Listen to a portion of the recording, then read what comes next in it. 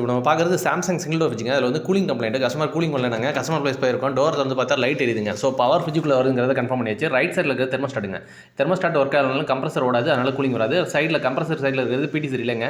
இந்த ரிலேயில் கம்ப்ளைண்ட் இருந்தாலுமே கம்ப்ரஸர் ஓடாது. ஸோ அதனால் கூட கூலிங் வராமல் இருக்கும். நம்ம ஃபஸ்ட்டு வந்து இதை செக் பண்ணலாம்னு சொல்லிட்டு பேக் சைடு இருக்க ரிலேயில் கனெக்ட் பண்ணுற ஒயரை எடுத்து ரெண்டு ப்ரோப் மல்டிமீட்டரில் வச்சு செக் பண்ணுறப்போ வோல்டேஜ் காட்டுது.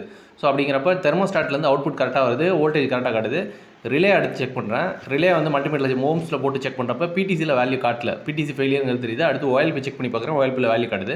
ஸோ நெக்ஸ்ட் வந்து புது ரிலே சாம்சங்கோட ரிலே கனெக்ட் பண்ணுறோம். பிடிசியில் இப்போ பார்த்தீங்கன்னா வேல்யூ காட்டுது, ஓம்ஸ் வேல்யூ அண்ட் OLP நல்லா இருக்குது. இப்போ இந்த ரிலேயில் பார்த்தீங்கன்னா ஓல்டு கெப்பாசிட்டர் கனெக்ட் பண்ணிவிட்டு திரும்ப கம்ப்ரஸரில் இருந்த இடத்துலேயே ப்ளேஸ் பண்ண போகிறோம். இப்போ நம்ம செக் பண்ணதில் இந்த பிடிசி நல்லா இருந்ததுன்னா நெக்ஸ்ட் ஸ்டெப் வந்து கம்ப்ரஸர் தான் செக் பண்ணுவோம். வைண்டிங் நல்லா இருக்காட்டு. இப்போ பிடிசி ப்ராப்ளமாக இருக்கும். நியூ பிடிசி போட்டு நம்ம வந்து இருந்த இடத்துல ப்ளேஸ் பண்ணி ஆன் பண்ணியாச்சு. கம்ப்ரஸர் ஆனால் லோடு எடுக்க ஆரம்பிச்சிச்சு. இந்த ஃப்ரிட்ஜில் ஆக்சுவல் கம்ப்ளைண்ட் வந்து பிடிசி ரிலே தாங்க. இப்போ வந்து ஃப்ரீசரில் கேஸ் ஃப்ளோ நல்லாவே தெரியும். ஃப்ரிட்ஜ் நல்லாவே ஒர்க் ஆகுது, கூலிங்கும் வர ஆரம்பிச்சிருச்சு.